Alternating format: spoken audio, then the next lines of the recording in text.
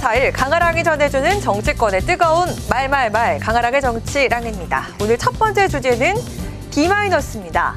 국회의 꽃이라 불리는 2024년 국정감사가 마무리가 됐습니다. 꽃이란 이름과는 달리 이번 국정감사는 다소 실망스러운 성적표를 받아들었는데요. 시민단체인 국정감사 NGO 모니터단이 내린 평가를 보면 정부에 대한 감시라는 국감 본연의 역할보단 김 여사 관련 의혹과 이재명 대표의 사법 리스크를 둘러싼 정쟁이 부각됐다는 겁니다. 민생이 실종된 정쟁 국감이라는 평가 속에서도 날카로운 정책 질의를 던져서 주목받은 의원들도 있습니다.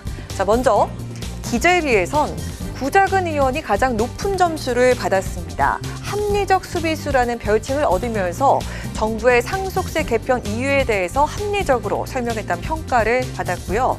그리고 법사위에선 박균택 의원이 모범생이라는 별명을 얻었습니다. 정책 질의에 집중하면서 논리 비약이나 상대편을 향한 공격 없는 태도로 임했다는 평가를 받았습니다. 김건희 여사 논문 표절 의혹으로 여야 충돌 우려가 있었던 교육위에선 정성국 의원과 고민정 의원이 다양한 교육 현안을 짚으면서 정쟁에 치우치지 않았다는 평가를 받았습니다. 또 국민의 관심을 집중시킨 화제의 장면들도 나왔는데요.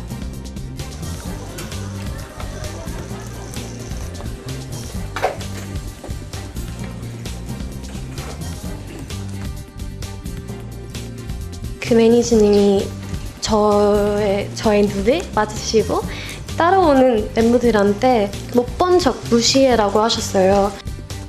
정말 죄송한데 저 이해 못했어요. 맞습니다.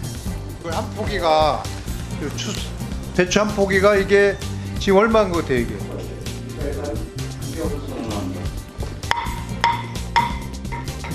한강 작가가 노벨 문학상을 제가 말씀드리려고 하고 있습니다. 아, 그래요? 박수 한번 치고 가게 해주십시오. 저희 국정감사 진행 중에 2024년도 노벨 문학상에 한국 작가 최초로 소설가 한강 씨가 노벨 문학상을 수상을 했다라는 반갑고 정말 좋은 소식이 뉴스 속보로 떴습니다. 대한민국 문학계의 쾌거라고 할 수가 있겠습니다. 크게 박수 한번 주십시오. 그리고 이색 복장을 한 채 국감장에 나타났던 의원들도 있었습니다. 말하지 않아도 전달하려는 내용이 무엇인지 알 수 있게 복장을 갖추면서 노력을 한 건데요. 급식 조리사들의 노동 환경 개선과 한복의 전통성을 강조한 의원들의 진심 느껴지시나요? 자, 그리고 또 올해 국정감사는 상임위원장들의 존재감도 두드러졌습니다. 위원장들의 발언 시간과 발언권 배부 등 진행 방식이 논란이 되면서 윤리위원회 제소 사태로 번지기도 했습니다. 진정성 있는 질의들이 돋보인 가운데 정쟁보다 민생에 집중하는 국감이 되도록 정치권의 고민과 노력이 필요해 보이는데요.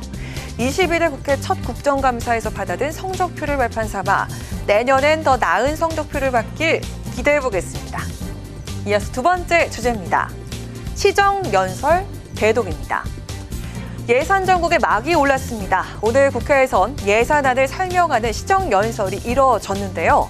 통상 대통령이 국회에 나와서 시정연설을 하지만 오늘 연설에는 윤 대통령 대신 한덕수 국무총리가 나와서 연설문을 대독했습니다. 대통령의 시정연설 불참은 11년 만인데요. 윤 대통령의 불참에 우원식 국회의장은 강한 유감의 뜻을 밝혔습니다. 대통령께서 직접 시정연설을 하는 것이 국민에 대한 예의이고 국회에 대한 존중입니다. 국민의 대표기관인 국회의 수장으로서 강력한 유감의 뜻을 표합니다.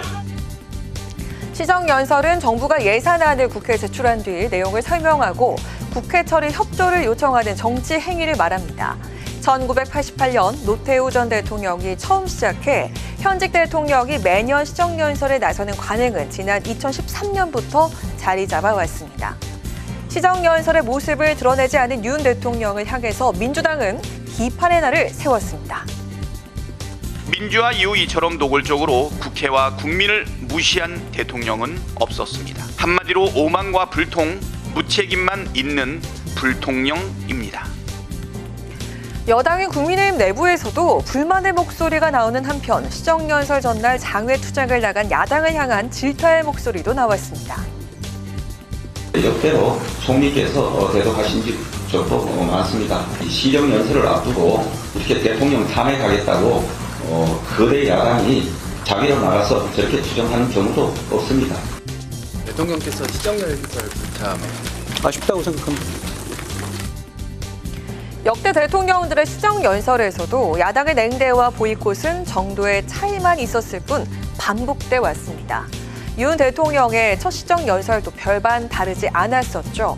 취임 첫 해 시정연설에선 야당 의원들이 불참한 반쪽짜리 시정연설이었고요. 그 다음에 시정연설에선 야당 의원들이 피켓 시위를 벌였었죠.